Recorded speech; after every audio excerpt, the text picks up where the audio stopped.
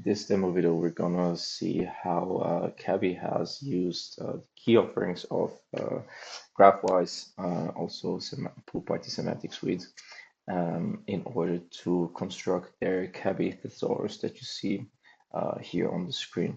So CABI, who has been a customer of PoolParty Semantic Suites for quite some time, uses a taxonomy at the core of its service to provide research and expertise to solve problems in agriculture and environment.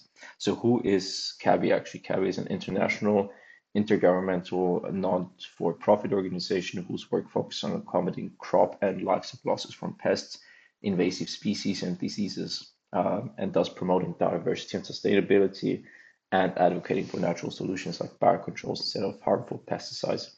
And so through the innovative scientific research that they do and through collaborative projects and publishing, CABI aims to empower individuals with the necessary tools and insights to tackle these critical issues. So this is also what the thesaurus here is for, in order to get the information that these people need in order to help them with its mission. All right. So basically, CABI has relaunched their thesaurus. And this is basically, it's using to provide a controlled vocabulary and indexing mechanism for the search functionality in the entire CABI digital library. The aforementioned CABI digital library contains almost 16 million records across multidisciplinary subjects, which include peer-reviewed articles, abstracts, and more than 80,000 datasheets from the CABI compendium. And so what does this library do? The library helps people discover validated evidence-based information to help them overcome the challenges that we have discussed in the introduction. So what was the situation prior to the collaboration with CABI, right? So basically CABI was experiencing challenges such as the CABI digital library was indexed on a legacy thesaurus that could really benefit from integrating machine learning. Then the CABI thesaurus was disconnected from other projects and processes. The actual CABI compendium datasheet sat in a separate silo from the actual library repository, and the user search in the digital library had an opportunity for optimization to return more targeted results. And this is where semantic search actually comes in to help the users, right? Now, so basically,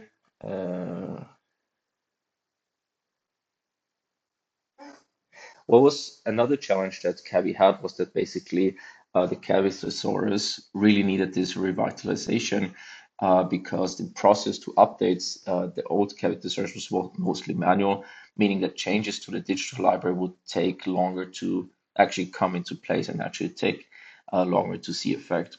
So with the work and collaboration with PoolParty, automated process complements the ongoing work of manual curation. So basically datasheet edits automatically introduce new concepts and refine relationships between existing ones, while machine-generated suggestions improve the accuracy of document tagging. So here we come to the tagging part. So this enables more consistency with the tagging so that the content is easier to retrieve regardless of whether a user uses the exact keyword or term that define the content in the search field. Right. So basically, what we can now have a look at is a few examples. So you need to navigate to this URL in order to play around with the CABI digital library or CABI thesaurus.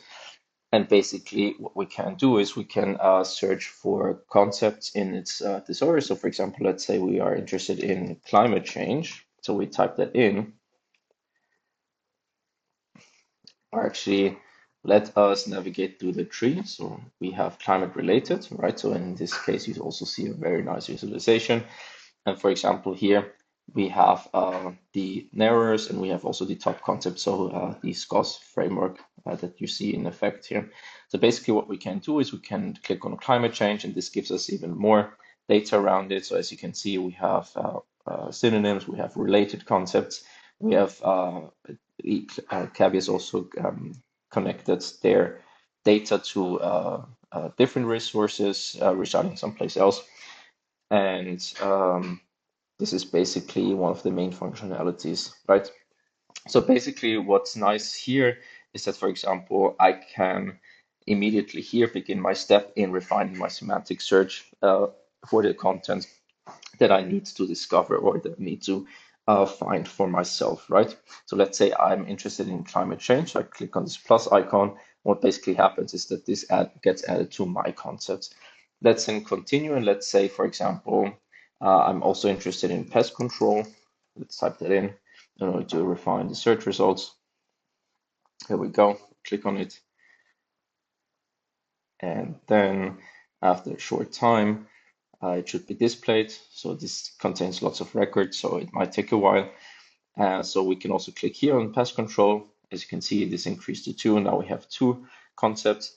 And also one of the things that was mentioned before, users don't have to type in the exact keyword. So before that, if I wanted to find climate change, I could also search by climatic change because maybe I'm used to saying it like that. And as you can see here in the results, it immediately tells me that this climatic change is a synonym of climate change, right? And now let's refine our search results even more. And let's say I want to have a geographical focus as well. So let's just pick Africa as our main focus, click on it. And now we just basically wait and click on this plus again. And now let's explore what this my concept does. So as you can see here, it basically tells you in a user-friendly way that I want my results tagged with these 3 concepts. And the beauty of this is that I can also edit this search, meaning I can also include Boolean operators, right? So for example, I can say climatic change and pest control, but not Africa or something like that. And then basically I can just hit run search query. And as you can see here, I'm getting my results already for these type for these particular concepts.